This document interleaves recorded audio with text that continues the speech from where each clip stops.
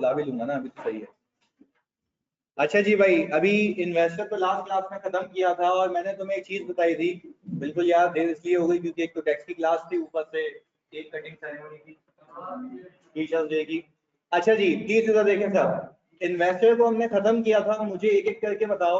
हाँ भाई, first class है, इससे पूछ रहा हूँ मैं। हाँ भाई, आप लोग ऑनलाइन वाले बताएंगे और जिससे पूछूंगा सिर्फ वो जवाब देगा। इन्वेस्टर कितने तरीके की सिक्योरिटी में इन्वेस्ट कर सकता है? दो। पहला इक्विटी और दूसरा डेट सिक्योरिटीज। अच्छा, इक्विटी सिक्योरिटीज को मैं चाहूं तो कितनी अकाउंटिंग पॉलिसीज के तहत? Fair value through, fair value through PNL. Very good sir ji, ये बिल्कुल हमने सही सीख लिया, अब सही है भाई। अच्छा भाई, फिर मैंने आपको कहा था कि क्या फेयर वैल्यू थ्रू ओसीआई पे आप अपने हिसाब से आएंगे या किसी कंडीशन के तहत? चलें जी, very good. Condition fair value through OCI की क्या थी? Strategic investment. अच्छा, अगर मैं ये बोलूं आपसे कि स्ट्रेटेजिक इन्वेस्टमेंट का क्या ये मतलब होता है लॉन्ग टर्म इन्वेस्टमेंट?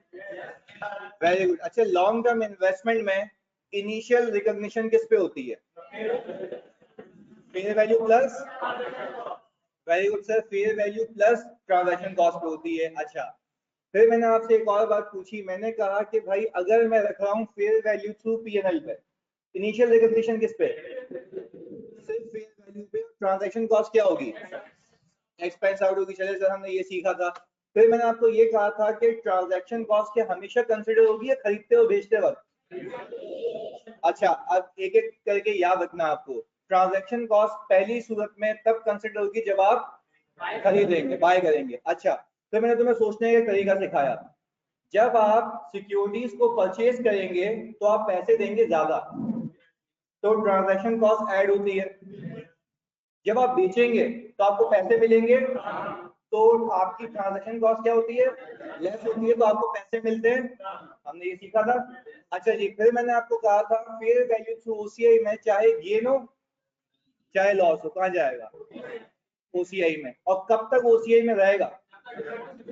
जब तक डिस्पोज ना हो जाए। अगर डिस्पोज हो भी गया तो भी पीएनएल में वो ओसीआई से निकल के रिटेन अर्निंग में जाएगा। वेरी गुड, चाहे लॉस हो या चाहे गेन हो। फॉर द ईयर का या आज तक का? आज तक का। सर ये रिवाइज हो गया। अच्छा जी, फेयर वैल्यू थ्रू पीएनएल में आपको कुछ ट्रांसफर करने की नीड नहीं है, वो सबका सब कहाँ पे होगा? पीएनएल में होगा। हमने इक्विटी सिक्योरिटीज को साइड पे लगा दिया। हम आगे कौन सी सिक्योरिटीज में? डेट सिक्योरिटीज पे। आपने कहा कि भाई डेट सिक्योरिटीज को हम कैरी कर सकते हैं तीन मॉडल्स पे। पहला अमोर्टाइज्ड कॉस्ट, दूसरा फेयर वैल्यू थ्रू ओसीआई, तीसरा। Very good. फिर हमने सीखा था कि भाई अमोर्टाइज कॉस्ट का मतलब क्या होता है? कोई भी एडिशनल कॉस्ट अमोर्टाइज होती है over the period of your along with your time value of money. किसके जरिए? आईआरआर के जरिए। तो हमने लॉजिकल चीजें सीखी और देखी कि भाई जब भी मैं अकाउंटिंग कर रहा था तो कोई भी मेरी एडिशनल कॉस्ट, चाहे प्रीमियम हो चाहे ट्रांजैक्शन कॉस्ट हो, वो अमोर्टाइज हो रही थी over the period of your investment. किसके जरिए? आईआरआर के जरिए। फिर मैंने तुम्हें एक एक करके चीजें सिखाई। मैंने बोला जब कोई चीज होगी तो उसका इम्पैक्ट आईआरआर पे क्या होगा।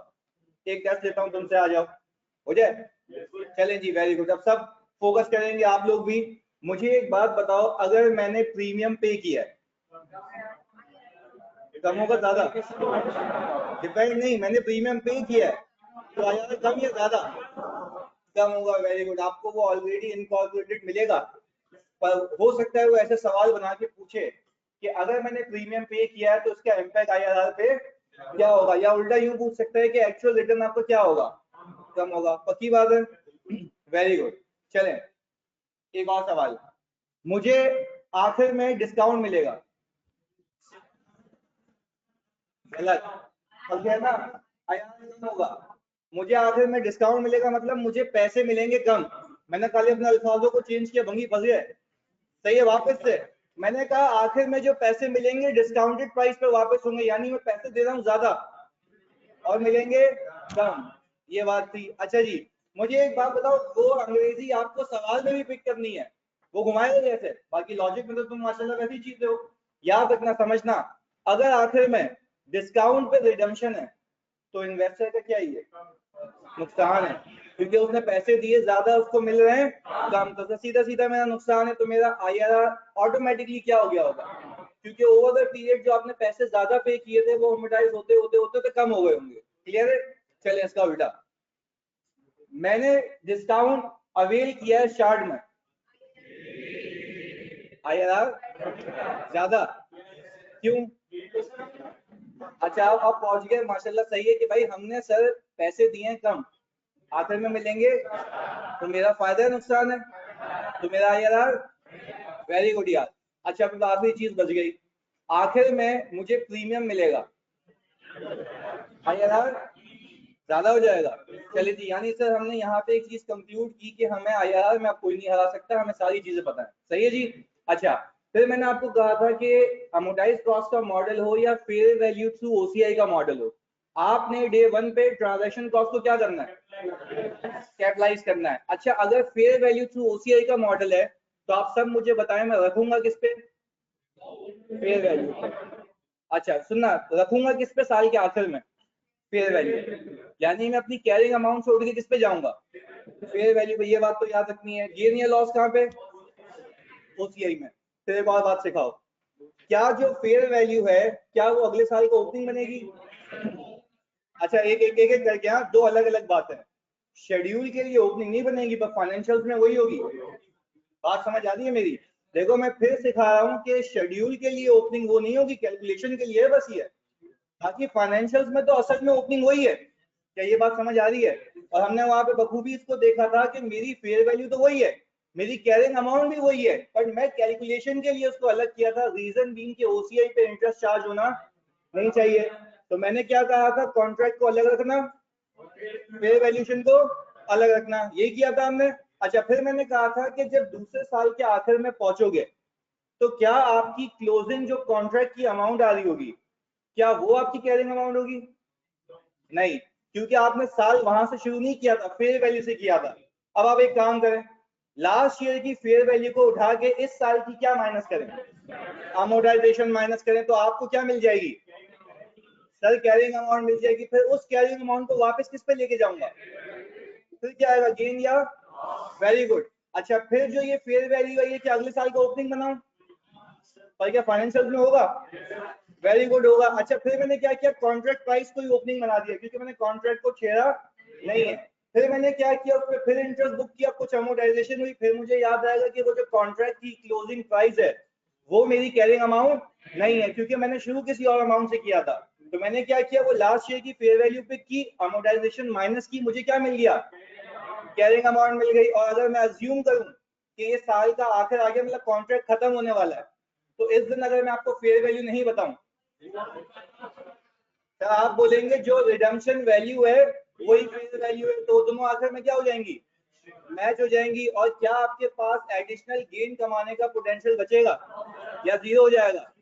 Very good. अब आ जाओ उसकी बराबर वाली चौरंगी पे, sir fair value through PNL, एक एक करके पूछते हैं, यानी आप बताओगे। सही है, बिल्कुल आप।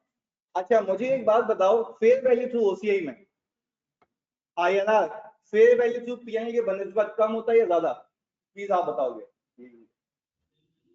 ये तुम्हारा आगे जो बैठा हुआ, हाँ मुझे बताओ कि फेयर वैल्यू थ्रू OCI में IRR ज्यादा होता है या कम होता है फेयर वैल्यू थ्रू PNL के कंपैरिजन में? सोच के बताना, सवाल थोड़ा उल्टा किया है, सुकून से प्लीज को सोचने दो, यहाँ पे बच्चे बता चुके हैं, कम होता है, OCI में कम होगा, कम होगा। चलो कितने लोग कह रहे हैं कम होगा, तुम भी कह रहे हो ना। अच्छा मैं पूछ रहा हूँ OCI में IRR ज्यादा होगा या कम, कम होगा। अच्छा बताओ जाने क्यों? अच्छा क्योंकि उसके अंदर ट्रांजैक्शन कॉस्ट भी शामिल होगी, वो ओवर द पीरियड अमोर्टाइज होगी, इसलिए रेट क्या होगा, कम होगा। फेयर वैल्यू थ्रू PNL में वो डे 1 पे क्या हो जाएगी, एक्सपेंस आउट हो जाएगी। तो भाई जब वो पहले दिन पे एक्सपेंस आउट हो जाएगी तो वो IRR में इनकॉर्पोरेट नहीं होगी, तो फेयर वैल्यू थ्रू PNL के अंदर मेरा टेक्निकली IRR ज्यादा होगा, यही सीखा था। अच्छा फिर आखिरी बात खत्म करते हैं इसको, फिर अगर फेयर वैल्यू थ्रू PNL का मॉडल है, डे 1 पे ट्रांजैक्शन कॉस्ट क्या हुई थी, एक्सपेंस आउट हुई थी, सब्सिक्वेंटली मैं रखूंगा फेयर वैल्यू पे। जैसे ही मैं फेयर वैल्यू पे लेके गया तो गेन या लॉस गया पीएनएल में। अच्छा, अगले साल का ओपनिंग कॉन्ट्रैक्ट प्राइस रखूं फेयर वैल्यू। अच्छा, आप ये कहना चाह रहे हैं फेयर वैल्यू इसलिए रखूं क्योंकि मैंने इनडिफरेंट हूं मैं, क्योंकि गेन भी पीएनएल में जाता है और इंटरेस्ट भी पीएनएल में। Very good. अच्छा, फिर एक और चीज सिखाओ, क्या अब ये कॉन्ट्रैक्ट पुराना रहा या नया हो गया?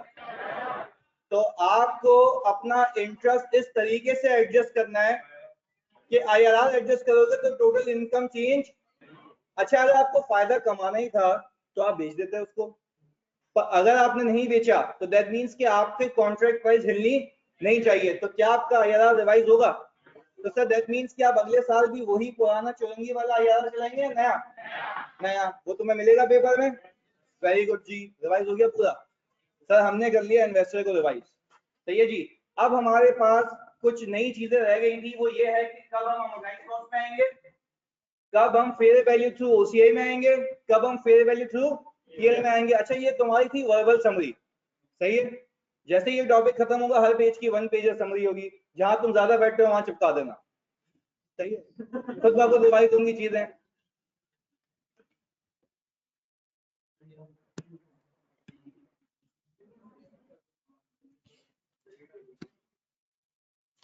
मैंने भी वही कहा था। हाँ, इन्वेस्टर बिल्कुल डन हो गया भाई। अच्छा जी, प्लीज इधर फोकस। मैं यहाँ पे एक समरी बना रहा हूँ अभी लिख के खाली।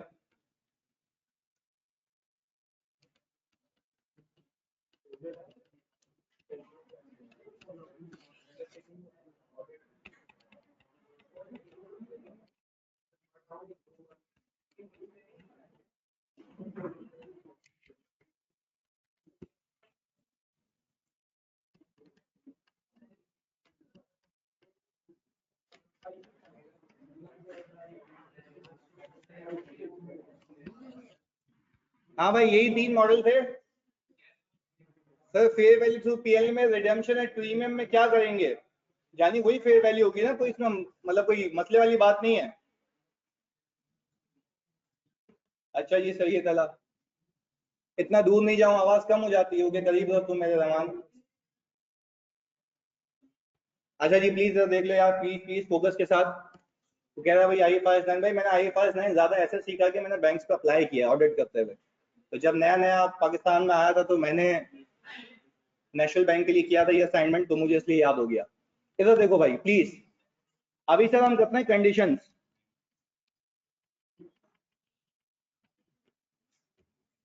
सर प्लीज फोकस करना है, तो लिखने का पूरा मौका मिलेगा, पहले आप समझें। सर मैं आ गया अमोर्टाइज्ड कॉस्ट के मॉडल पे। सबसे पहले आपको स्टैंडर्ड ये कहता है कि आप इस वाले मॉडल को ऑप्ट तब करना जब आपकी नीयत कुछ ऐसी हो। वो ऐसी लिखने जा रहा हूं मैं। होल्ड टू कलेक्ट solely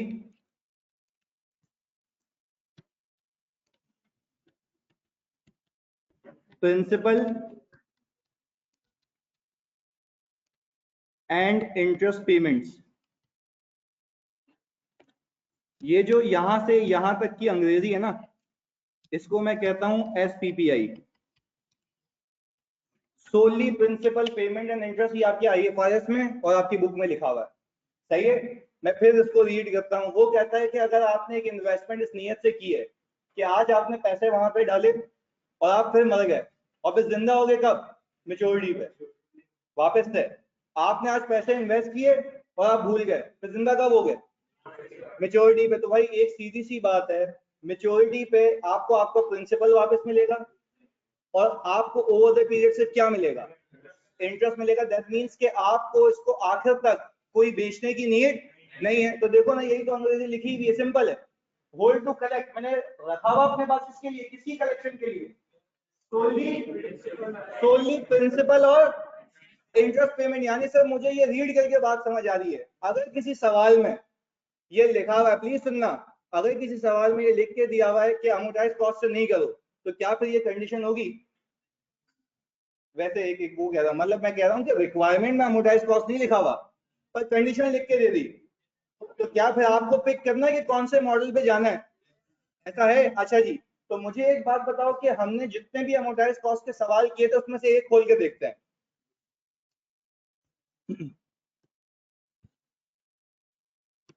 हमने किसी में कंडीशंस भी देखी थी।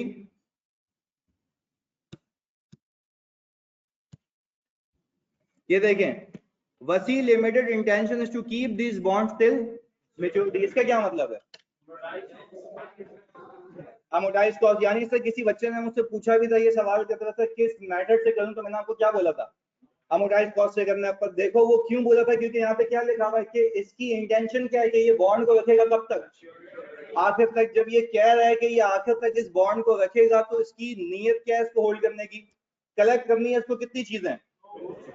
प्रिंसिपल और इंटरेस्ट। अच्छा, फिर आपका सवाल ये होना चाहिए कि सर क्या ये प्रिंसिपल वो रिडम्पशन वाला प्रिंसिपल एग्जैक्टली वही है? क्या उसके अंदर प्रीमियम हो सकता है? बिल्कुल हो सकता है, क्योंकि वो पहले दिन पे एग्री हो चुका है। क्या बात समझ आई? पक्की बात है। मैंने तुम्हें क्या कहा था, अकाउंटिंग सीख लो, ये तो बच्चों वाली चीज है। तो सर आज के बाद अगर एग्जाम में आपको वो नहीं बताया कि कौन से मेथड से अकाउंटिंग करनी है, तो क्या फिर उसने कोई ना कोई कंडीशन छुपाई हुई होगी? तो क्या अकॉर्डिंगली पहचान लोगे? दो अंग्रेजी के अल्फाज वो यूज कर सकता है। या तो वो रखेगा कहां तक? मेच्योरिटी तक। या तो वो बोलेगा उसने होल्ड किया हुआ है for collection of principal and interest payment, तभी इसमें लिखा हुआ है एसपीपीआई। क्या बात समझ आई? चलिए सर, हम आ गए अपनी कंडीशन पे। पहला क्लियर है? पक्की बात है। चलिए sir, long term investment does not always mean till maturity, right? नहीं, ये तो मेच्योरिटी है ना। इसका क्या मतलब है? मेच्योरिटी यानी मैं बीच में इसको बेचूंगा नहीं। अच्छा, फिर एक और सवाल आता है, तो क्या सर बेच नहीं सकता? बेच सकते हैं, बिल्कुल बेच सकते हैं। पर ये सारी बातें डे वन की नियत की। डे वन पे जो आपने नियत की, बाद में बेच दिया तो मना नहीं है। चलो बेच भी दिया, तो साल के आखिर में जो कैरिंग अमाउंट होगी वो डीरिकॉग्नाइज हो जाएगी, इन्वेस्टमेंट हो जाएगी क्रेडिट, पैसे हो जाएंगे डेबिट, और गेन या लॉस हो जाएगा, कहानी क्या हो जाएगी? खत्म हो जाएगी। पर हाँ, आपको इन एनी केस इसमें फेयर वैल्यू अकाउंटिंग नहीं करनी है, क्योंकि आपका मॉडल कौन सा है? Amortise cost. देखो तभी इसका नाम क्या रखा गया कि जब मेरी नियत ही यही है कि मैं इसको आखिर तक लेके जाऊंगा, तो जितने भी एडिशनल पैसे मैंने इस पे लगाए थे वो सब के सब क्या करूंगा? अमोर्टाइज करूंगा over the period of my investment. Clear है यहाँ तक बात? अब इनके सवाल ले लेते हैं। एसपीपीआई लिखा हुआ है ग्रीन में। अभी बता रहा हूं। अच्छा भाई, वो कह रहे हैं लॉन्ग टर्म और मेच्योरिटी में एक फर्क है। मैं बता रहा हूं। अज्यूम करो कि आपने पाकिस्तान इन्वेस्टमेंट बॉन्ड खरीदे हैं 20 साल के। इसकी मेच्योरिटी कितने साल बाद है? 20 साल बाद है। इसको कहते हैं मेच्योरिटी। पर मैंने कहा कि मैं 15 सालों तक इसको मैं लॉन्ग टर्म रखूंगा, तो वो लॉन्ग टर्म 10 साल भी हो सकता है, 15 साल भी हो सकता है, पर वो मेच्योरिटी। तो मेच्योरिटी का मतलब है आखिरी चौरंगी। सही है, मेच्योरिटी का मतलब है आखिरी चौरंगी। और लॉन्ग टर्म का मतलब क्या है? 1 साल से ज्यादा। बात क्लियर है भाई? पक्की बात है। चलें जी, अगली चौरंगी पे आ जाए जी।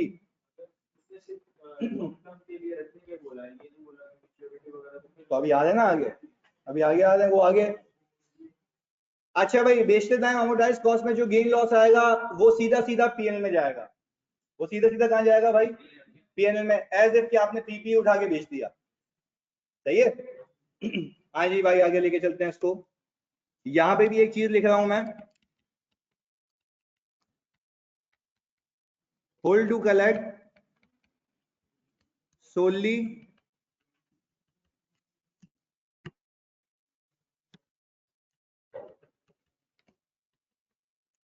principal and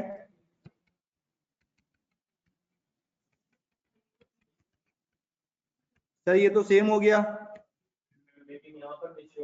नहीं अभी सर, ये तो देखें, ये तो सेम हो गया ना, hold to collect solely principal and interest payment. पर अभी आगे देखें, एक चीज लिख रहा हूं उसके अंदर, वो अलग पेन से प्लीज देखिएगा। But will sell if prices are. तो इसमें उसमें क्या फर्क है? सर वहां पे जैसे आप लोगों ने ही पूछा, सर वहां पे आखिर तक लेके जाऊंगा। यहाँ पे 1 साल के लिए नहीं रख रहा, रखूंगा ज्यादा। मेरी बात समझना, ये बात रखूंगा ज्यादा। पर हाँ, जहां मुझे ज्यादा फायदा दिखा वहां मैं इसको बेच दूंगा। तो सर क्या ये भी टेक्निकली स्ट्रेटेजिक इन्वेस्टमेंट की डेफिनेशन में आ रहा है? मैं लॉजिकल बात कर रहा हूं तुमसे। इसमें एसपीपीआई वगैरह इसलिए डाला गया क्योंकि इसमें इंटरेस्ट का कंपोनेंट है, और प्रिंसिपल का कंपोनेंट, तो हर जगह सेम अंग्रेजी तो नहीं चिपका सकते ना। पर मैं आपको सिर्फ एक बात समझाना चाह रहा हूँ, इसमें और उसमें फर्क है। उसमें क्या बोलता है, मैंने रखा हुआ सिर्फ किसकी कलेक्शन के लिए, प्रिंसिपल और इंटरेस्ट, इसके अलावा मुझे कोई और गेन नहीं खाना। वहां पे भी मेरी नीयत यही है कि मैं लेके जाऊंगा उसको आखिर तक।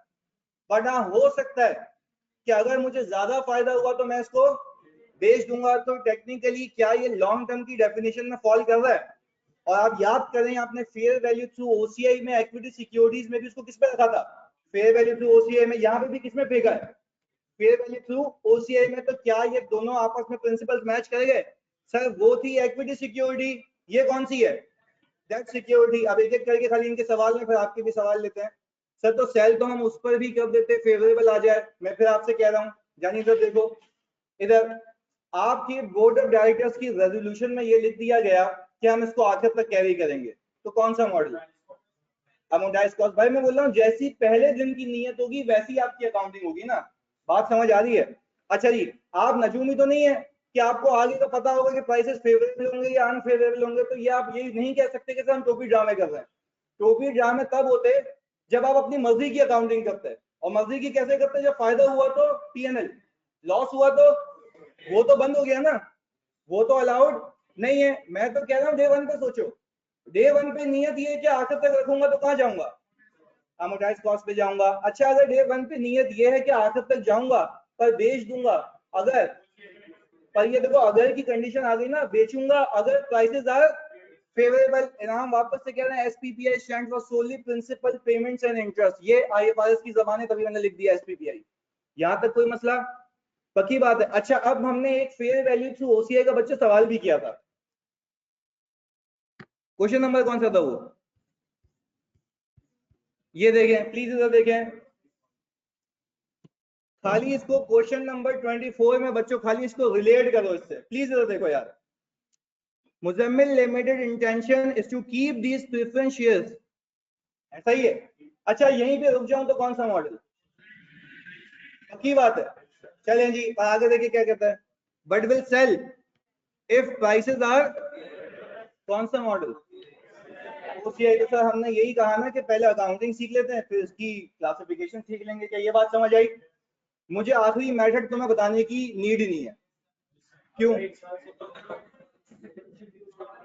वो क्या होगा वहां अंग्रेजी क्या होगी, फॉर ट्रेडिंग, पक्की बात है। चलिए जी सर यहाँ पे आगे आपकी फरमाइश पे लिख देते हैं भाई, हेल्प फॉर,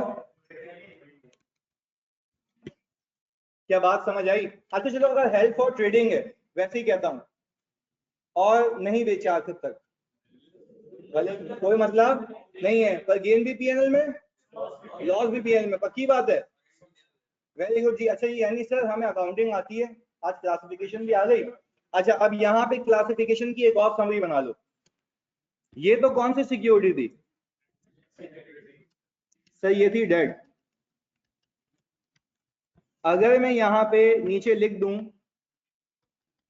इक्विटी, तो यहाँ पे अमोर्टाइज कॉस्ट तो नॉट एप्लीकेबल है, क्योंकि यहाँ पे इक्विटी सिक्योरिटीज में अमोर्टाइज कॉस्ट का कोई चक्कर नहीं है। पर हाँ sir fair value to OCI पे क्या लिखूं,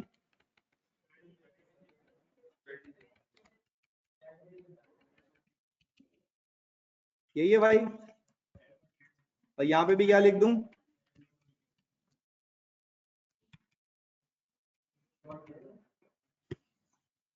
हाँ भाई ये क्लासिफिकेशन की कंडीशंस आ गई एक जगह, ऐसा ही है। इसको आप कॉपी कर लें, मैं जरा इसको जूम आउट कर दूं।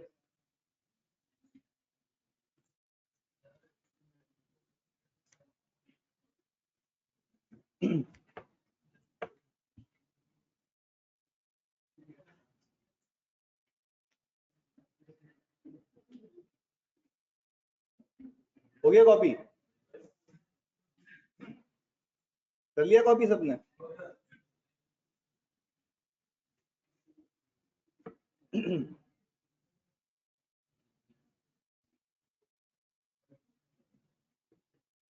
इन्वेस्टमेंट के ऊपर क्या लिखा है, कौन सी इन्वेस्टमेंट के ऊपर,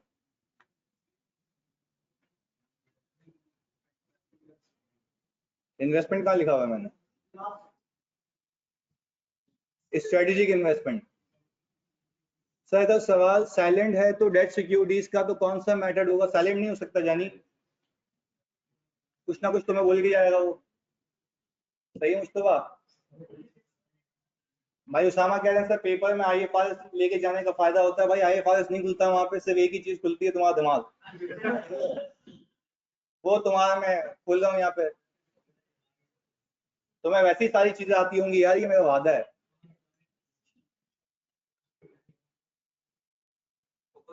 भाई ओपन बुक तो है, मैं फिर कह रहा हूँ आईएफआरएस में तुम मैक्सिमम क्या मार्क कर सकते हो, कॉन्सेप्ट। तो अगर तुम इतने ही जीते हो तो फिर क्लास क्यों ले रहे हो भाई। तुम्हें मैं हाईलाइट करवा दूंगा, चलो ये यहाँ पे लिखा हुआ है, पर क्या फायदा है, वहां पे रीड करके लिखोगे या कॉन्सेप्ट अप्लाई करोगे। कॉन्सेप्ट अप्लाई करना है, 3 घंटे का पेपर इतना लेंथी होता है, तुम्हारी सोच है। थ्योरी भी कवर हो जाएगी, जो याद करने का होगा ना वो स्पेसिफिकली बताऊंगा, ये याद कर लेना, वो भी नोट्स में। नहीं नहीं नहीं नहीं, नहीं। जो थ्योरी आती है ना वो है 4th और 5th शेड्यूल, वो लेके जाना अलाउड ही नहीं है। सही है, वो लॉ की चीज है, एथिक्स भी नहीं लेके जा सकते, वो आईएफआरएस में नहीं लिखा हुआ। जो बात है सर, हिस्ट्री की नोट पे आपकी समरी लिख सकते हैं, मतलब जब आपका दिमाग ही हिस्ट्री की नोट बनने वाला है इंशाल्लाह, तो फिर आपको क्यों लिखना है। शॉप पे बुक खत्म हो गई है, अब मैं इसको बोल देता हूँ आज वापस से और बना देगा वो बुक। सही है भाई, ये हो गया।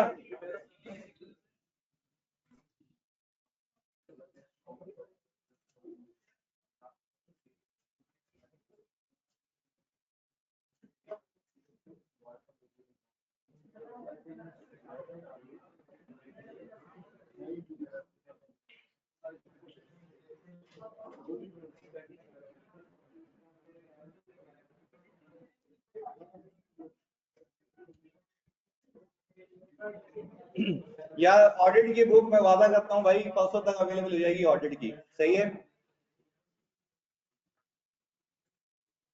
अच्छा भाई, तुम लोग दुआ करोगे कि क्या काश हम लोग इस अटेम्प्ट में होते तो ऐसा सवाल आता। आई थिंक 6 नंबर का था। आप अपने हिसाब से प्लीज, हाँ इसको लिख के करें, अटेम्प्ट का नाम लिखें। Bilal has recently joined your organization. He has prepared a summary of classification and measurement requirements of financial assets. क्या ये नाम सुना सुना लगता है? Financial asset, which will help in him handling the transaction relating to the financial assets. He has requested you to review the following summary. ठीक है, तुमने अच्छी जगह से पढ़ा है। अपने हिसाब से आप अमोटाइज कॉस्ट की हेडिंग डालें और बताएं कौन सी क्लासिफिकेशन कहाँ आती, क्या इसने सही किया हुआ है।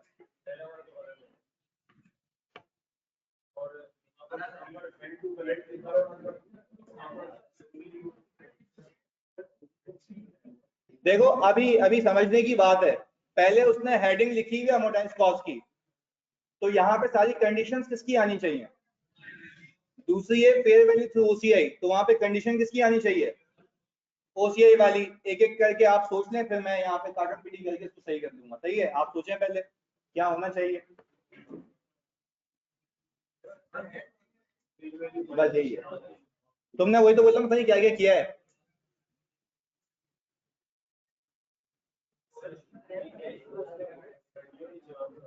Cash flow solely principal and interest payment, HP लिखा था ना। क्या करूं, क्वेश्चन ग्रुप में भेज दूं। अब इसके बाद भेजूंगा ना क्लास के बाद, जानी देखो नजर नहीं आ रही है, वो देखो उधर, उधर आ जा या आगे आ जा। भाई एरर आइडेंटिफाई हो गया आपको, चलिए देख लेते हैं। अब मैं एक एक करके पूछूंगा, प्लीज यार कोई इंटरप्ट नहीं करना, और ऑनलाइन वालों आप भी बताएंगे। सही है, मुझे एक बात बताओ, पहले business model hold to collect and sell, सही है। प्लीज प्लीज एक एक करके, एक एक करके। अच्छा तो यानी इसको मैं कटा दूं यहाँ से, या मैं सिर्फ यूं करूं कि सेल को कटा दूं, पक्का। या एक एक क्लासिफिकेशन प्लीज सुनना, अभी इन्होंने ये बता दिया, अब आगे लेके चलते हैं। बाजवा, कैश फ्लो सही है, सही है। चलें भाई, ये बाजवा कह रहे हैं सर ये सही है, यानी अब तक ये सही हो गया, एक चीज को कटा गया। सही है भाई। Sharjeel, category debt and equity security दोनों आता है यहाँ पे, सिर्फ डेट आता है, क्यों इक्विटी क्यों नहीं आता? सर वहां पे कोई अमोर्टाइजेशन का चक्कर नहीं है, तो सर आप क्या कहते हैं, इसको कटा दूं? पक्का? चलें, इनिशियल मेजरमेंट कह रहे हैं फेयर वैल्यू प्लस, सही है। अच्छा बोल रहे सब्सिक्वेंटली भी अमोर्टाइज कॉस्ट पर रखेंगे, सही कह रहे हैं। चलें जी, वेरी गुड। तुम लोग होते तो क्या नंबर ले लेते? Very good. अब आगे देखो एक एक करके। Fair value through OCI, hold to collect बोल रहा है, सेल भी है, तो पक्की बात है। चलें जी, hold to collect and sell हमने यहाँ पे लिख दिया, यानी इसने आगे पीछे किया हुआ था ये 6 नंबर। अच्छा भाई, कैश फ्लो की कंडीशन, नो कंडीशन, एसपीबीआई, ये आ गया सर एसपीबीआई। वेरी गुड जी। आगे पक्की बात है दोनों? नहीं देखो यहाँ फंसे ना, किसकी? देखो उसने फाइनेंशियल एसेट्स की बात की है ना, ऊपर जानी। फाइनेंशियल एसेट में इक्विटी भी आता है, डेट भी आता है, ऐसा ही है भाई। तो मुझे एक बात बताओ, यहाँ पे अगर मैं एसपीपीआई लिख रहा हूँ तो वो किसके लिए लिख रहा हूँ? डेट के लिए, सही है। और जब मैं इक्विटी सिक्योरिटीज की बात करूंगा उसके अंदर एसपीपीआई नहीं आता, क्योंकि वहां पे किसी प्रिंसिपल का चक्कर नहीं होता। लॉजिकल बात है ना, प्रिंसिपल की बात तुम कौन से सिक्योरिटी में करते हो? डेट सिक्योरिटीज में, पक्की बात है। अच्छा जी, अब मुझे एक बात बताओ, इनिशियल मेजरमेंट फेयर वैल्यू पे होती है प्लस ट्रांजैक्शन कॉस्ट, पक्की बात है। चलिए भाई। अच्छा, सब्सिक्वेंटली वो कह रहा है कि हर साल के आखिर में आप फेयर वैल्यू में से ट्रांजैक्शन कॉस्ट को माइनस करके रखना। क्यों? क्योंकि सर आप बोल रहे हैं आप बेच तो ही ना रहे, बेचेंगे तो माइनस होकर पैसे मिलेंगे ना। मैं खाली इसको फेयर वैल्यू पे लेके जा रहा हूँ, बेच इसको नहीं रहा, तो सर क्या मैं इसको कटा दूं यहाँ से? अच्छा आप सही हो गया ये, बेहतरीन है सर। आ जाए अगली चौरंगी के ऊपर, कैटेगरी में किसमें उसने लिखा फेयर वैल्यू टू ओसीए में क्या क्या आ सकता है, सही है। ये बोल दो ये, हाँ ये लिख दो, ये बिल्कुल सही कह रहे हो, ये भी लिखेंगे। नहीं ये देखो ये क्या लिखा हुआ है ऊपर, मैंने ये इसको बताया कि फाइनेंशियल एसेट्स लिखा हुआ है, फाइनेंशियल एसेट में इक्विटी भी आता है, डेट भी आता है। तो अगर हम यहाँ पे देख रहे हैं ना एसपीपीआई, तो एसपीपीआई के आगे मुझे वैसे ही अगर एडिशनल बताना चाहता हूँ तो क्या लिखूंगा? For debt security. सुनो सुनो मेरी बात, देखो इधर इधर जानी, हमने क्या किया, hold to collect solely principal and interest payment else sell if prices are favorable। तो यहाँ पे अगर मैं एसपीपीआई लिख रहा हूँ तो मैं स्पेसिफिकली लिखूंगा फॉर डेट सिक्योरिटीज। बिल्कुल रेफरेंस बिल्कुल देना चाहिए,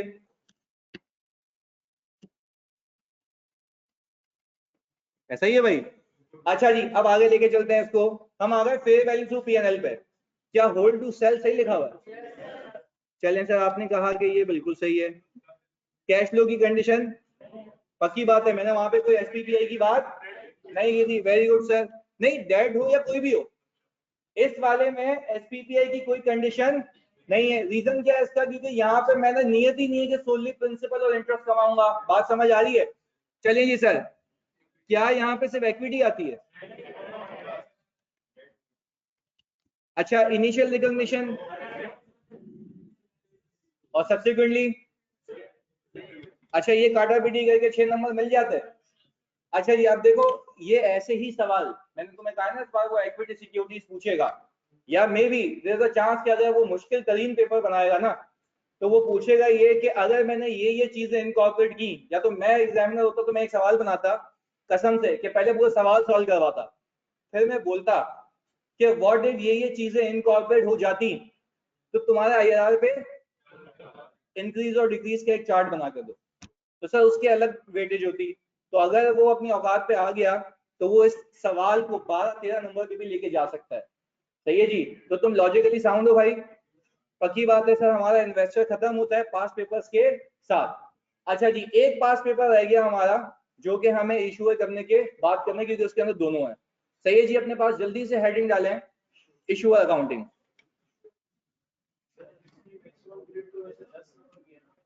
पर यार वो ये बोलेगा कि भाई मैंने कोई और कॉन्सेप्ट उसमें टेस्ट कर लिया फिर फाइनेंशियल इंस्ट्रूमेंट का, पूरी उसमें है ना ये। कुवैत कह रहे हैं, अच्छा जी, हाँ हाँ क्यों नहीं, अभी देखना मैंने कंसोलिडेशन में भी इसको डाला हुआ है, तो वहां पे भी ये नहीं आया, पीछे मतलब आता रहेगा ये। हाँ साथ साथ, हाँ देखो वो एक ऐसा सवाल भी बना सकता है, प्लीज सुने इधर, वो ऐसा सवाल भी बना सकता है, वो आपको बैलेंस शीट देगा और बैलेंस शीट में लेट से आपको लीज वाले एसेट दे देगा और ये IFRS 9 की इन्वेस्टमेंट्स दे देगा और आपको बोलेगा इसमें अकाउंटिंग ऐसे हुई हुई है, बताओ सही है गलत है। दैट मींस कि आपको करेक्शन ऑफ एरर करनी है और करेक्शन ऑफ एरर तब करोगे जब आपको IFRS आता होगा, तो प्लस माइनस करके आपको रिवाइज फाइनेंशियल स्टेटमेंट्स के एक्सट्रैक्ट बनाने होंगे। क्या वो 2-3 स्टैंडर्ड मिक्स करके पूछ सकता है? तो सर जैसे जैसे आगे जाएंगे अलग अलग टॉपिक में सारी चीजें कैरी फॉरवर्ड होंगी खुद ब खुद। सही है जी, तुम्हें नहीं लेनी टेंशन इसकी। अच्छा भाई क्वेश्चन नंबर 21 एंड 25 मैंने कहा है मैंने करवाना है, सही है जी, वो बिल्कुल। हाँ भाई हमने हेडिंग डालनी है इसमें क्या,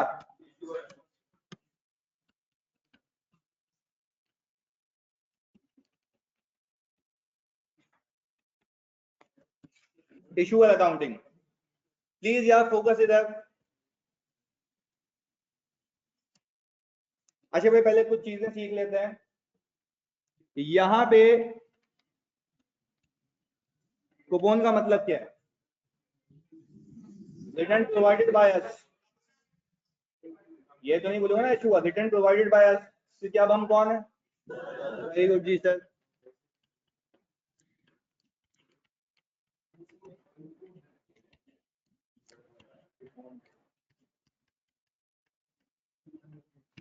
यही है भाई, हम उसके केस में बोलते थे ना रिटर्न प्रोवाइडेड बाय इशूअर, क्योंकि वो अलग बंदा था। अच्छा भाई अब ये कुवैत कह रहे हैं फेयर वैल्यू टू OCI में फर्स्ट पॉइंट में कलेक्ट एंड सेल है, तो यहाँ सेल का मतलब फेवरेबल हो वही वाला है, बिल्कुल ऐसा ही है जानी, जो इंटरेस्ट हमें देना वही है, बिल्कुल ये वही है कूपन। अच्छा भाई यहाँ पे IRR क्या होता है?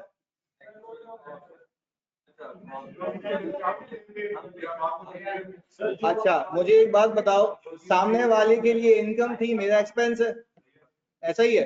तो भाई अगर मैं उस बंदे के लिए IRR जो था वो क्या था? एक्चुअल इनकम, मेरे लिए वो एक्चुअल क्या है? एक्सपेंस है। बात समझ आ रही है? देखो अलग है, उसकी इनकम है, किसी का तो एक्सपेंस होगा ना। तो मुझे एक बात बताओ, अगर उसके IRR को मैं उसकी एक्चुअल इनकम कहता हूं, तो मैं अपने IRR को एक्सपेंस कहूंगा, एक्सपेंस या एक्चुअल एक्सपेंस? अच्छा आप समझने की बात, इधर अभी इलस्ट्रेशन है फिर उसको मैं उसमें भी कन्वर्ट करूंगा सवाल के जरिए, प्लीज सुनना इधर। मैं कह रहा हूं कि ये इशूअर ने अपनी डेट सिक्योरिटीज इशू करके अगर लोगों से पैसे लिए, सही है, इसने ऑफर किया 10%, सही है, इसने ऑफर किया कितना परसेंट? 10%। मैं आपको ये सिखाना चाह रहा हूं कि इसकी असल जो कॉस्ट है वो 10% से ज्यादा हो सकती है, लेट से 12। नहीं अभी ये तो सीखना है, वो तो बिल्कुल सही कह रहे, होगा एक एक करके चीज सुनते हैं।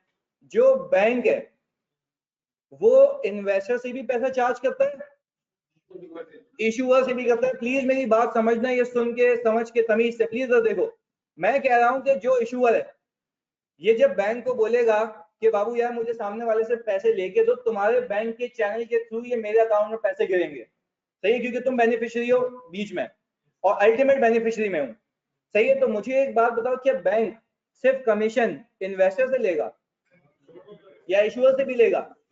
सर क्योंकि ये ट्राई पार्टी एग्रीमेंट है ना, ये इसको फ्री में थोड़ी ना सर्विसेज दे रहा है, क्योंकि वो भी बैंक के लिए काम है, ये भी इसका है। तो मुझे एक बात बताओ, जो ट्रांजैक्शन कॉस्ट इशूअर पे करेगा क्या वो उसको वापस मिलेगी? नहीं। अच्छा यानी एक बात समझ आ रही है, तो प्लीज फोकस से समझना इस बात को। मैं 10% तो दूंगा किसको? इन्वेस्टर को। अब सीखने वाली बात है, मैं 10% किसको दूंगा? इन्वेस्टर को। बाकी जितनी भी अमाउंट है मेरी ट्रांजैक्शन कॉस्ट के नाम की, वो किसको दूंगा? बैंक को, यानी सर ब्रोकर को, ऐसा ही है। अच्छा अब मुझे एक बात बताओ, मैं तुमसे लॉजिकली पूछ रहा हूं, अगर मैंने 1 मिलियन की अमाउंट ली है तो 1 मिलियन पे 10% बनता है 1 लाख, ऐसा ही है। तो मैं 3 साल दूंगा, कितने हो गए?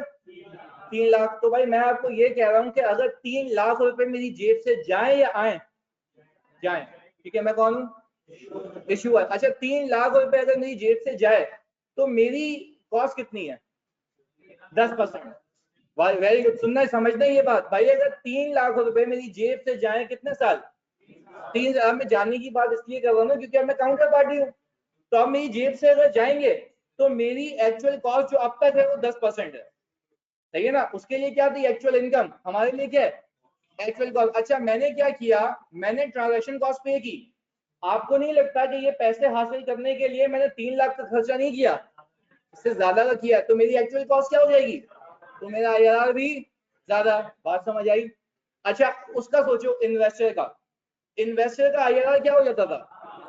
क्योंकि उसकी इनकम कम होती थी, हमारा एक्सपेंस ज्यादा हो रहा है। पहले बताओ सबको ये बात समझ आई? क्लियर है? चलें जी, एक एक करके यहाँ पे जॉट डाउन करूंगा, आप मुझे बताएंगे और सिखाएंगे क्या इम्पैक्ट पड़ेगा किसके आईआरआर के ऊपर। सही है? समझी बना दूं यहाँ पे?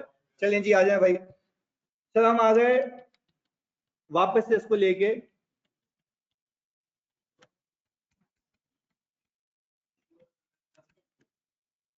अच्छा जी भाई प्लीज सुनना, ये आ गया सर।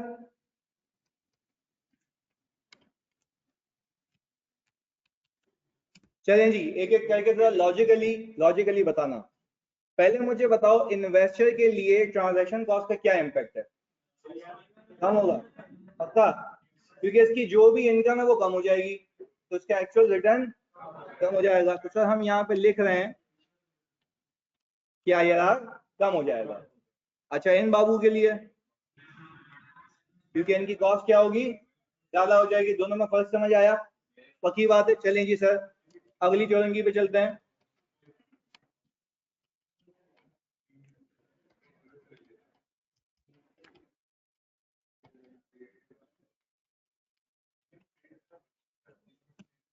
इन्वेस्टर ने डे 1 पे इश्यूअर को पैसे दिए ज्यादा, इसका आईआरआर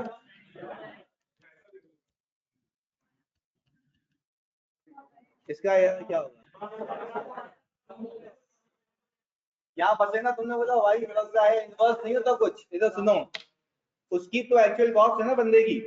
आपको नहीं लगता उसकी जेब से जितना भी लग रहा था वो खर्चा कम हो जाएगा, क्योंकि इसको पैसे मिल रहे हैं ज्यादा। वापस से बोलता हूँ, इसको 10% पे करना था, वही 3 लाख, उसमें से 50,000 इसको प्रीमियम के नाम पे मिल गए, तो उसकी नेट कॉस्ट कितनी है?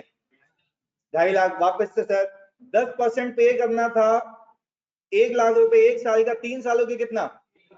3 लाख रुपए। ऐसा ही है भाई, 3 लाख रुपए अगर इश्यूअर पे करे तो उसकी जेब से कॉस्ट कितने परसेंट लग रही है? 10%। ऐसा ही है, इसमें 1 रुपए की भी कमी आ गई तो आपको नहीं लगता इसकी कॉस्ट कम हो जाएगी, तो उसका आईआरआर भी कम हो जाएगा। तो आपको नहीं लगता कि अगर प्रीमियम पे करे कौन? इन्वेस्टर। तो मैं अगर इश्यूअर के पर्सपेक्टिव से सोचूं तो मेरी कॉस्ट क्या हो जाएगी? कम हो जाएगी, तो मेरा आईआरआर भी क्या हो जाएगा? कम हो जाएगा। अब इसी चीज को इन्वेस्टर के पर्सपेक्टिव से सोचो, उसने जो पैसे ज्यादा दिए हैं उससे उसकी इनकम हो जाएगी, तो उसका आईआरआर भी कम। पहले बताओ दोनों में फर्क समझ आया? पक्की बात है? वापस से बता दूं? चलो जी एक एक करके वापस से बता देता हूँ, फोकस के साथ देख लें भाई। 10% का रिटर्न इशूअर ऑफर कर रहा है 1 मिलियन की अमाउंट पे, कितना बनता है 1 साल का? 1 लाख रुपए बनता है। पक्की बात है, मैं जानबूझ के ये इसलिए करवा रहा हूं ताकि रटा नहीं लगाओ किसी चीज का। सही है? लॉजिकली पता हो, देखो तुमने जब पास पेपर किया था तो तुम्हें ये बात समझ आई थी ना क्यों दोनों में डिफरेंस आ रहा था, कि हमने उस पर रेट वो लिया, इस पे रेट ये लिया, क्योंकि देखो पेपर में कंफ्यूजन नहीं होनी चाहिए। अगर वहां तुमने सोचा ना कौन सा रेट पिक किया तो गए, तो उसके लिए फिर लॉजिक काम आएगी, हाँ यार ये कम है तो इसलिए होगा क्योंकि उसने ये पे किया है। बात समझ आ रही है? चलें जी वापस से शुरू से। हम हैं इशूअर, सही है, हमने 1 मिलियन रुपीस लिए हैं और कितना रिटर्न देने का वादा किया है? 10%। सही है भाई? ऑनलाइन वाला आप भी बता दे कितना परसेंट भाई, जल्दी बता दो यार, मर गए क्या? 10%। Very good. चलें जी 10%, प्लीज इधर देखो भाई, 10% देने का वादा किया है। 1 मिलियन पे 10% बनता है 1 लाख, और 3 साल का 3 लाख। मैं सिर्फ आप लोगों से ये कह रहा हूं कि अगर 3 लाख सामने वाला रिसीव करे, सामने वाला इन्वेस्टर है, 3 लाख रुपए सामने वाला रिसीव करे तो उसकी इनकम 10% है, सही है। 3 लाख रुपए अगर मैं पे करूं तो मेरा एक्सपेंस 10% है। बात समझ आई? देखिए दोनों की बात कर रहा हूं मैं, सामने वाला रिसीव करे इतना तो उसकी इनकम 10%, मैं पे करूं तो मेरा एक्सपेंस भी 10%। पक्की बात है? यहां तक कोई कंफ्यूजन? No sir. अब इसके अंदर एक एक करके चीजें ऐड करेंगे। मैं कहता हूं अगर ट्रांजैक्शन कॉस्ट पे की है इन्वेस्टर ने, तो मुझे बताओ क्या उसकी कमाई भी इनकम में कमी होगी? भाई ऑनलाइन वालों आप भी बताएं क्या कमी होगी? तो अगर ट्रांजैक्शन कॉस्ट इन्वेस्टर पे कर रहा है तो उसका आईआरआर क्या हो जाएगा? क्योंकि उसके लिए एक्चुअल इनकम है, यहां लिख देते हैं भाई।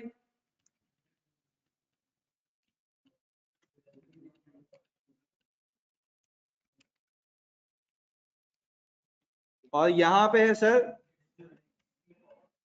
सही है भाई। अच्छा अब इसको वाइस वर्सा करते हैं। अगर ट्रांजैक्शन कॉस्ट पे की है किसने? इशूअर ने, तो क्या वो 3 लाख रुपए दे रही है उससे ज्यादा? उससे ज्यादा। तो आपको नहीं लगता कि उसके एक्सपेंस में इजाफा हो रहा है? तो जब उसके एक्सपेंस में इजाफा हो रहा है बच्चों तो उसका आईआरआर भी ज्यादा होगा। आप समझ आई? भाई ऑनलाइन वालों आप सब बताओ, ये जो ट्रांजैक्शन कॉस्ट की कहानी खत्म, प्रीमियम पे चले? चले जी आ जाए भाई, प्रीमियम पे चलते हैं अब फोकस के साथ। मैं फिर वही कहता हूँ, अब ट्रांजैक्शन कॉस्ट को भूल जाओ, समझो वो है ही नहीं। दूसरे केस पे आते हैं। मैंने ये कहा कि मैं 3 लाख रुपए दूं तो मेरा एक्सपेंस 10%, सामने वाला 3 लाख रिसीव करे तो उसकी इनकम 10%। अच्छा हुआ ये कि सामने वाले बंदे ने मुझे फेस वैल्यू के ऊपर पैसे पे किए, तो क्या पे किया उसने? प्रीमियम पे किया है। ऐसा है भाई ऑनलाइन वालों, प्रीमियम पे किया है। अच्छा आप जरा एक बात सीखें, वो 3 लाख रुपए कमाता अगर उसका रेट होता 10%, या यूं कह सकते हैं कि अगर वो 3 लाख कमा रहा है तो उसका रेट और इनकम है 10%। ऐसा ही है। क्या वो 3 लाख कमा रहा है या उसने 50,000 का प्रीमियम भी दिया है? प्रीमियम भी दिया है ना, तो क्या उसकी इनकम 3 लाख ही रही है, कम हो गई? कम हो गई तो उसकी इनकम भी, तो उसका आईआरआर भी कम हो गया। तो क्या इसकी आईआरआर में डिक्लाइन लिखा हुआ है मैंने? चले अब इसके बरक्स वाइस वर्सा सोचें आप, किसका? इशूअर का। भाई इशूअर की जेब से अगर 3 लाख रुपए जाते तो उसका एक्सपेंस कितना परसेंट? 10%। पक्की बात है भाई, इशूअर की जेब से अगर 3 लाख रुपए जाते तो उसका एक्सपेंस है 10%, कीपिंग अदर थिंग्स कांस्टेंट। अच्छा फिर मुझे क्या हुआ, 50,000 रुपए मिले, तो क्या सुनना मेरी बात, क्या मेरा एक्सपेंस 3 लाख या 2.5 लाख हो गया? अच्छा सर यानी आप कह रहे हैं अगर मेरा एक्सपेंस 2.5 लाख रुपए हो गया तो मेरी एक्चुअल कॉस्ट तो 10% नहीं होनी चाहिए, वो क्या होनी चाहिए? कम होनी चाहिए। तो क्या यहाँ पे मैंने कम ही लिखा है? तो ऐसे रट्टा नहीं लगाना कि सर ये इनवर्स रिलेशनशिप है, मर जाओगे। सही है, तो याद रखना इस बात को। सही है जी। उस्मान जहूर, मेरे पप्पू प्रीमियम इन्वेस्टर रिसीव नहीं कर रहा, चसी उसने पे किया, लिखा हुआ है यहाँ पे। सही है, पहले ये चीज सीख लो कि पे कर रहा है, उस पर भी आ रहे हैं। सेटल जी, पक्का? आगे चले? हाँ जी, अब आगे लेके चलते हैं भाई, अगला केस। यार देखो ये तुम लोगों ने दिमाग लगा के बताना है भाई।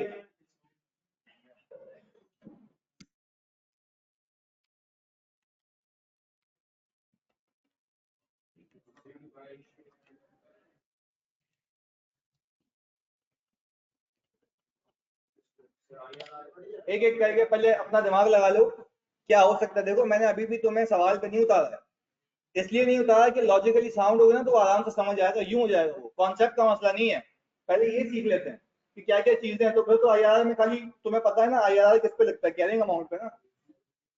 पहले पैसे आ रहे तब पैसे जाएंगे, अकाउंटिंग सिंपल है, कॉन्सेप्ट समझ लेते हैं आज। सही टाइम इस पे लगा दें हम। चलिए जी, भाई मुस्तफा जवाब दे चुके हैं।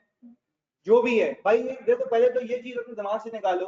मैं बच्चों को देखता हूँ sir at the time of payment है, ये है लॉजिकल बात है। अगर डिस्काउंट इन्वेस्टर को मिला है तो डे वन की बात हो रही है, लॉजिकल बात है। तो दिमाग लगाओ एक, मतलब सवाल करने से पहले भी या किसी के सामने बोलने से भी पहले हल्का तो सोचो कि डिस्काउंट अगर रिसीव हो रहा है तो वो डे वन पे होगा ना, आखिर में डिस्काउंट थोड़ी ना रिसीव होता है यार, आखिर में तो नुकसान होता है उसका। क्या बात समझ आ रही है? वरना वो तो लिखा हुआ होगा रिडेम्पशन एंड डिस्काउंट, वो तो बात ही अलग हो जाएगी। अच्छा पहले बताओ क्या ये बात समझ आ रही है कि ये बात हो रही है पहले दिन की? अच्छा अब एक एक करके, ये डिस्काउंट बच्चों किसको रिसीव हुआ है? इन्वेस्टर को। प्लीज यार कोई और नहीं बोलना, एक एक करके, एक एक करके। आप बताओ ये कि इन्वेस्टर के आईआरआर पे क्या इम्पैक्ट होगा। तुम अपना अपना सोच लो। इन्वेस्टर का आईआरआर इसकी वजह से क्या होगा, इंक्रीज या decrease? Please please please. Increase होगा? कुछ नहीं होगा। अबे तेरी में इंक्रीज होगा। इंक्रीज या डिक्रीज? सर इंक्रीज होगा, क्योंकि मैं पहले 3 लाख रुपए कमा रहा था, अब पैसे कम देके मिलेंगे ज्यादा, तो ज्यादा कमाऊंगा, तो मेरा आईआरआर क्या होगा? अच्छा जितेश ने पता है क्या दिमाग लगाया, इसने बोला उस्ताद ने पहले कम करवाया फिर ज्यादा करवाया, अब उस्ताद बोलेंगे ज्यादा कुछ भी नहीं होता, ये सारे पागल बन जाएंगे। दिमाग तो लगा। सही है, इधर फोकस के साथ। अच्छा भाई क्या ये सही कह रही है कि ये इंक्रीज होगा? चलें अब एक एक करके जानिए। आप बताओ, ये बताएंगे हमारे भाई। इशूअर के लिए इसका क्या इम्पैक्ट है? Please please. डिक्रीज होगा? सर इंक्रीज होगा।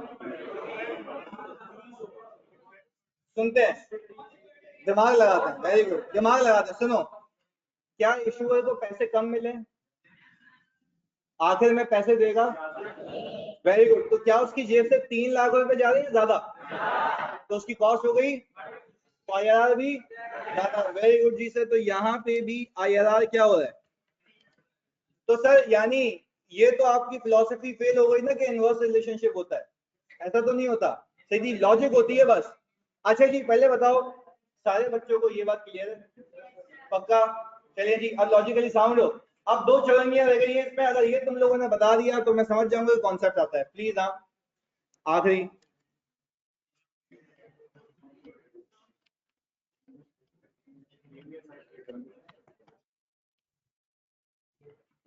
बाजवा ये तू बताएगा? हाँ फोकस के साथ सही बताना है दादा, प्लीज कोई और नहीं बोलेगा, ये बताएगा।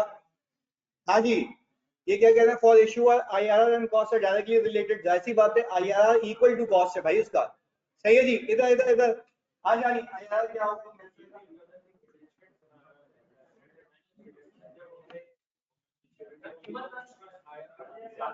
अच्छा आप देखो एक एक। अच्छा एक बच्चे ने सवाल पूछा गिवन बाय, तुम थे। अच्छा बंगी, गिवन बाय कौन? रिडेम्पशन पे प्रीमियम कौन देगा? इशूअर। सही है, कोई मसला नहीं है। अच्छा भाई अब तू ही बता दे जानी, पप्पू तू बता दे यार। इनसे पूछता हूँ भाईजान, आईआरआर ज्यादा होगा कम इन्वेस्टर का? देखो मेरे पप्पू, इन्वेस्टर का आईआरआर ज्यादा इसलिए होगा क्योंकि उसको पैसे मिलेंगे ज्यादा। सही है। तो भाई यहाँ पे अल्लाह का करम है, हम यहाँ पे लिख रहे हैं आईआरआर होगा ज्यादा। यकीन करो, कसम खाता हूँ, अगर ऐसा एग्जाम में आया ना, मर जाओगे तुम लोग। बोले कि डेबिट क्रेडिट सिखाया था उस्ताद ने, ये क्या आ गया? सही है। तो अभी तो देखते हैं आगे। अब मुझे आखिरी बात बताओ, इशूअर के लिए क्या होगा? ज्यादा? कम कह रहे हो? कोई मसला नहीं, हर किसी की अपनी राय है, हर कोई अपनी जिंदगी में जी रहा है। इंक्रीज होगा? अच्छा अब अगर सर जी इंक्रीज होगा तो उसकी लॉजिक दो। कॉस्ट बढ़ जाएगी, यानी वो 3 लाख रुपए नहीं देगा, 3 लाख से। जब भी तुम्हें ऐसा सवाल है ना, 3 लाख वाली एग्जाम्पल दिमाग में चिपका देना। सही है, ज्यादा हो रहा है कम हो रहा है तो खुद ही आंसर आएगा। सही है जी। यानी सर, यानी हमें इसमें समझ आ रही है कि इसमें आईआरआर ज्यादा हो जाएगा क्योंकि मेरी जेब से पैसे जाएंगे ज्यादा। क्लियर है? चलिए जी सर, प्लीज आखिरी चौरंगी खुदा के वास्ते सही बताना, मुझे गलत प्रूफ करोगे तुम्हें आता है। सही है?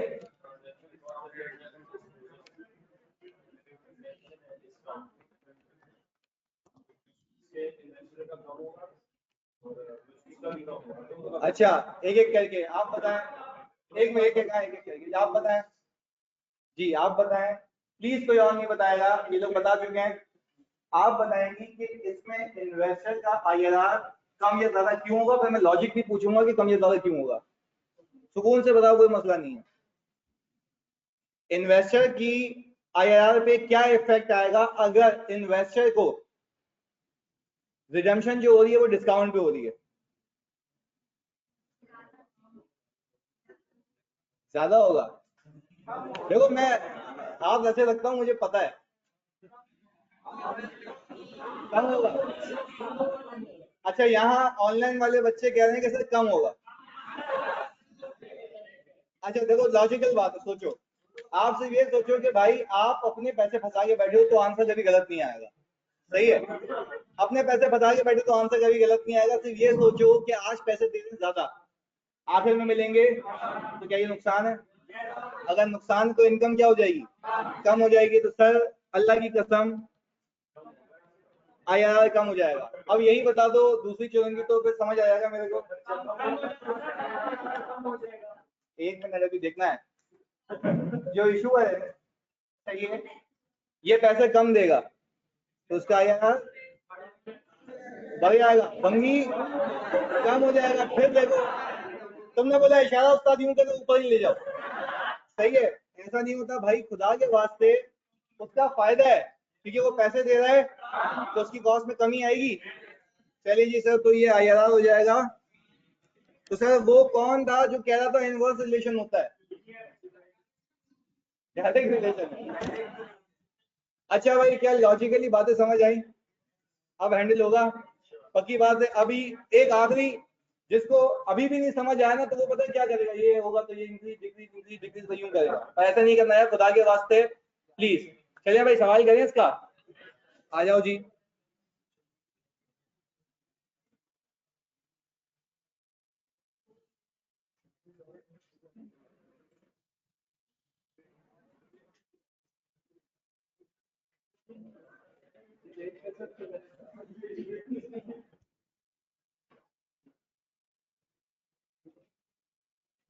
भाई तूबा अली एक सवाल पूछ रही है, प्लीज जरा देखें, प्लीज जरा देखें।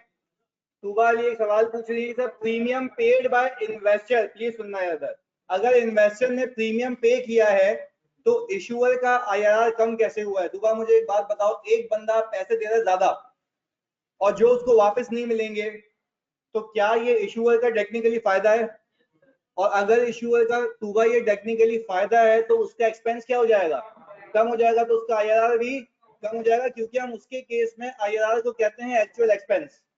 सही है भाई, क्लियर है? तूबा जल्दी बता दो, क्लियर है भाई? IRR इनकम और कॉस्ट से डायरेक्ट प्रोपोर्शनेट है। यार मैं फिर तुमसे रिक्वेस्ट करूंगा सर, मैंने कभी जिंदगी में, अपनी जिंदगी में मैंने डायरेक्ट प्रोपोर्शन का कोई मतलब कॉन्सेप्ट इस्तेमाल ही नहीं किया, मैंने कभी रटा ही नहीं लगाया। सही है, तो प्लीज यार रटा नहीं लगाओ, फंस जाओगे ऐसे। सही है, कॉन्सेप्चुअली चलना है। बिल्कुल, एक्सपेंस आपका कम हो जाएगा, ऐसा ही नताशा, क्लियर है ये? 3 लाख रुपए की एग्जांपल याद रखो, 3 लाख रुपए जेब से जाने थे, उसके ऊपर कुछ मिल गया तो वो कम हो गया, तो आपका एक्सपेंस भी कम हो गया, तो IRR भी कम हो गया। सही है, चले आगे सवाल पे। चलें जी, फोकस इधर, प्लीज सुनना। शाजू लिमिटेड इशूड, ये इशूड लिखा हुआ है,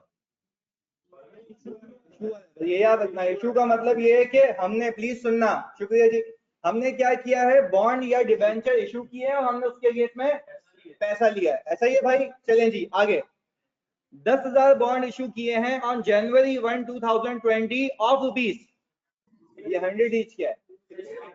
फेस वैल्यू है सर, फेस वैल्यू है। अच्छा जी, इशूअर में हम अभी डेट सिक्योरिटीज कर रहे हैं। हाँ बिल्कुल, अभी इशूअर में हम डेट सिक्योरिटीज कर रहे हैं, बिल्कुल सही कह रहे तला। अच्छा भाई, HYK limited carrying a return of, ये क्या है? बॉन्ड रेट है, वेरी गुड जी। Redemption of bond is on December 31 par value पे है। यानी सर दैट मींस कि इसमें अभी कोई प्रीमियम प्रीमियम का चक्कर नहीं है, होगा भी तो तब देख लेंगे, कोई मसला नहीं है। इधर देखें, ट्रांजेक्शन कॉस्ट एप्लीकेबल कितनी है? 3%। अब प्लीज इधर देखेंगे, सर इसमें क्या आपने डे 1 पे कोई प्रीमियम पे किया? नहीं। अच्छा, यानी सर अभी फेस वैल्यू अगर मैं देखूं 100 इंटू 10,000, 1 मिलियन। अच्छा, अगर कोई प्रीमियम होता तो उसके अंदर ऐड हो जाता, क्योंकि मुझे पैसे मिलते ज्यादा। अच्छा अभी प्लीज सुनना, ट्रांजेक्शन कॉस्ट कितनी आ रही है? 30,000। ये कितना आ रहा है फिर बताता हूँ क्यों किया है। अच्छा आप समझने की बात है सर। अब आप बोल रहे हैं सर वहां पे तो आप ऐड करते थे, यहाँ पे आप लेस कर रहे हैं, पहले इसकी लॉजिक सुन लो।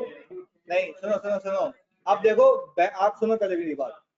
इन्वेस्टर जो है, प्लीज सुनना, इन्वेस्टर सिक्योरिटीज उठा के लाता है और पैसे दे के आता है। प्लीज सुनना, ये बहुत अहम बात है, रट्टा नहीं लगाना इसको। मैं सिर्फ ये कह रहा हूं जो इन्वेस्टर होता है वो कागज के पन्ने उठा के लाता है और पैसे, पर बैंक वाला उसको बोलता है बेटा जो तुम्हारे पैसे हैं फेयर वैल्यू के वो तो दो ही दो, साथ साथ ट्रांजैक्शन कॉस्ट भी दो। तो क्या वो ज्यादा पैसे देता है? तो वो क्या हो जाते हैं, ऐड हो जाते हैं। Very good. अब इसका उल्टा सीन सुनो, यहाँ पे जो इशूअर है वो पैसे नहीं दे रहा, वो पैसे लेकर आ रहा है किससे, बैंक से। तो बैंक पता है क्या करेगा, अपना कमीशन पहले और फिर तुम्हें नेट पैसे देगा। तो क्या मुझे बताओ इशूअर के केस में ट्रांजैक्शन कॉस्ट लेस होगी क्योंकि तुम्हें पैसे मिलेंगे, वो पैसे देता है ज्यादा। बात समझ आई? क्लियर है भाई? ऑनलाइन में तो जल्दी बताओ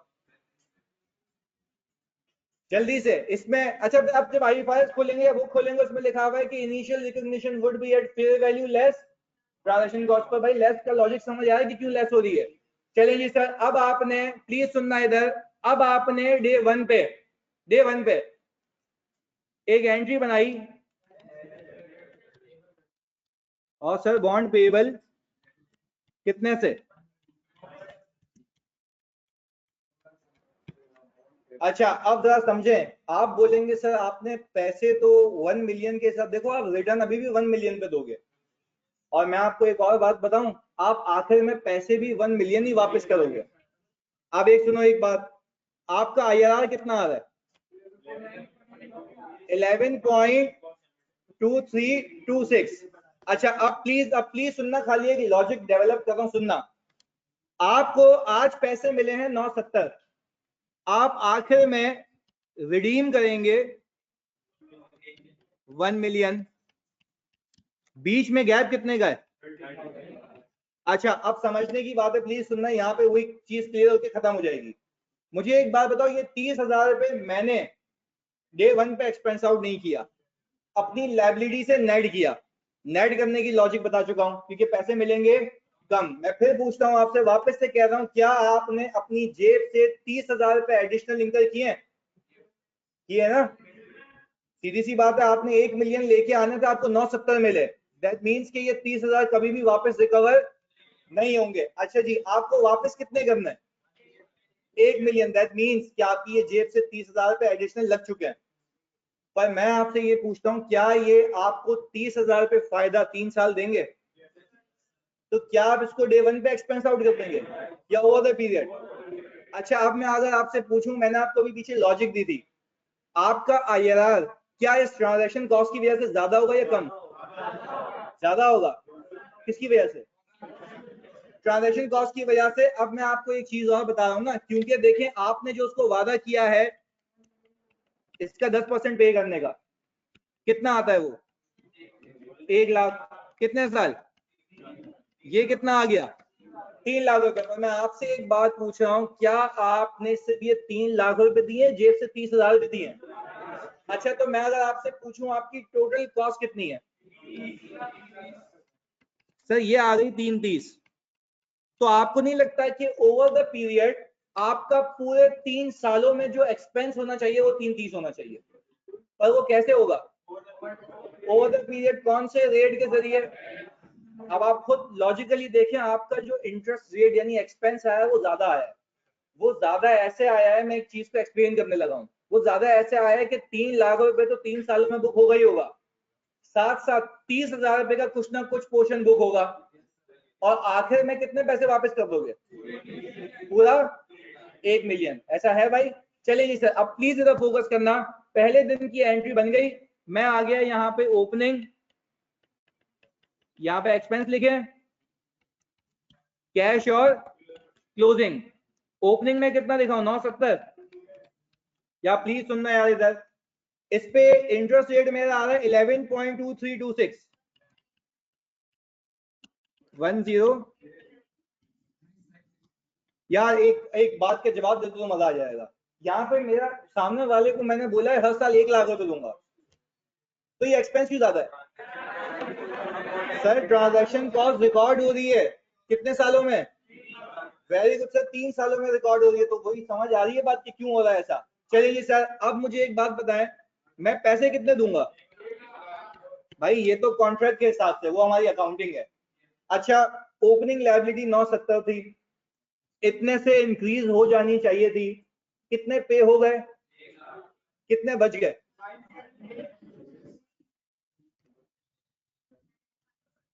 956, यही है भाई। अच्छा जी सर, ये हो गया हमारा ईयर 1। ईयर 2 प्लीज सुनना, इसकी एंट्री बना लेते हैं एक। हमने यहाँ पे कैश पे किया होगा कितने का? 1 लाख रुपए का। इंटरेस्ट एक्सपेंस कितना? यही है। अच्छा भाई, बॉन्ड पेएबल लायबिलिटी इंक्रीज हो रही है 8-9। अच्छा, मैं तुम्हें सिर्फ एक चीज सिखाना चाह रहा हूँ, आप पता है कर क्या रहे हैं इसमें टेक्निकली? पहले जैसे इन्वेस्टमेंट अमोर्टाइज होती थी ना, यहाँ पे लायबिलिटी इंक्रीज हो रही है, और ये कितने से इंक्रीज होगी? टोटल 30,000 कितने सालों में? अच्छा जी भाई, यही तो कॉन्सेप्ट है कि आपने अपनी डे 1 पे ट्रांजैक्शन कॉस्ट को जो नेट किया था ना, उस नेट करने की लॉजिक ये थी कि ओवर द पीरियड ज्यादा एक्सपेंस बुक करके अपनी लायबिलिटी को इंक्रीज करोगे, और उसको कहां तक पहुंचाओगे? 1 मिलियन तक। बात समझ आ रही है? चलिए सर, पहला साल तो हो गया, यहाँ पे इन्वेस्टमेंट की अमोर्टाइजेशन हो रही है लायबिलिटी की, और लायबिलिटी इंक्रीज हो रही है over the period. Very good जी। अच्छा, इस साल का क्लोजिंग अगले साल का क्या बन जाएगा? ओपनिंग बन जाएगा। तो सर ये आ गया 978, 956, इस पे फिर लगाओ, ये आया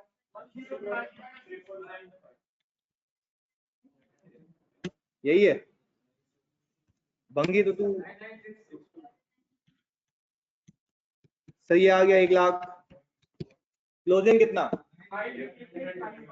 9।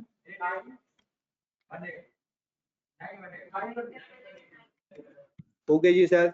अच्छा भाई, हमने फिर इस साल की एंट्री बनाई, interest expense debit, cash credit और बॉन्ड पेएबल।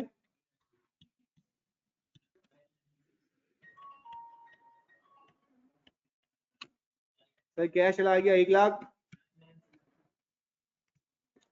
अच्छा भाई सर, इस साल का क्लोजिंग अगले साल का ओपनिंग बन गया भाई 111,000।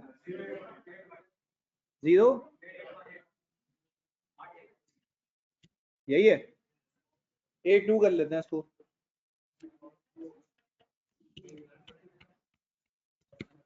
क्लोजिंग कितना?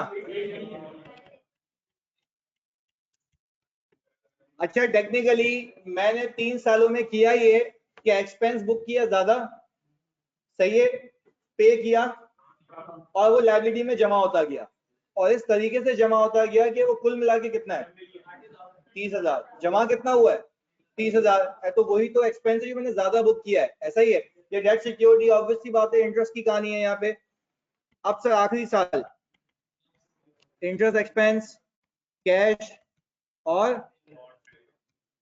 Bond payable. Sir interest expense कितना है? 111,082। कैश कितना? और ये आ गया 11। अच्छा प्लीज यार, खाली एक चीज देख लो यहाँ पे, खाली कंफर्मेशन के लिए, 8956 9962 और ये इनको ऐड करो, 30,000 ही बनता है। और आप खुद देखें, आपकी लायबिलिटी 970 से उठ के कहाँ आ चुकी है? 1 मिलियन पे आ चुकी है। तो टेक्निकली आपने 3 सालों में कितना ज्यादा एक्सपेंस बुक करना था? 30,000 रुपए। भाई यही कॉन्सेप्ट तो पीछे दिया था मैंने, कि मैंने कहा था वेरी गुड, वहां पे 22 वर्ष और यहाँ पे अलग है। बात समझ आती है? आसान है भाई ये। चलिए सर, आपको होमवर्क जब आप घर पहुंचेंगे आपको मिल जाएगा, आप ये कॉपी कर लीजिएगा होमवर्क। लायबिलिटी की पेमेंट करें वापस आखिर में। लायबिलिटी इंक्रीज इसलिए हो रही है क्योंकि आपने लोगों से 1 मिलियन लिए थे, सही है, और आपने रिकॉर्ड किए थे 970। आपको वापस कितने करने हैं? तो उसको ग्रो भी तो कराओगे, वो यही है। एक minute Khubaib, transaction cost less इसलिए की थी, मैंने सिखाया था, प्लीज सुने इधर। ट्रांजैक्शन कॉस्ट को लेस इसलिए किया था क्योंकि जब आप बैंक से पैसे लेके आएंगे तो अपना कमीशन काट के देगा। अच्छा प्रिया, 30,000 तो हम ब्रोकर को पे कर रहे हैं, बिल्कुल कर रहे हैं हम। हमारे पास टेक्निकली 1 मिलियन आ रहा है और 30,000 रुपए मैं जेब से दे रहा हूँ, ऐसा ही है प्रिया? 30,000 से जेब से दे रहा हूँ। अच्छा, अब आपको स्टैंडर्ड ये कहता है कि आप ये 30,000 रुपए एक्सपेंस आउट नहीं करें, आप इसको लायबिलिटी में नेट कर दें और इसका एक्सपेंस कितने सालों में बुक करें? 3 सालों में। क्लियर है ये बात? तभी मैंने लायबिलिटी कम बुक की और मैं आखिर तक इसको ग्रो कराता गया। सर जब 1 मिलियन पे करेंगे तो वो ट्रांजैक्शन कॉस्ट कैरी करेगा, मैं समझा नहीं तुम्हारी बात। आखिर में रिडीम की एंट्री बनेगी, बिल्कुल मिल जाएगी बुक आपको कल। आप खाली आखिर में 1 मिनट तक जानी, बॉन्ड पेएबल डेबिट और कैश क्रेडिट।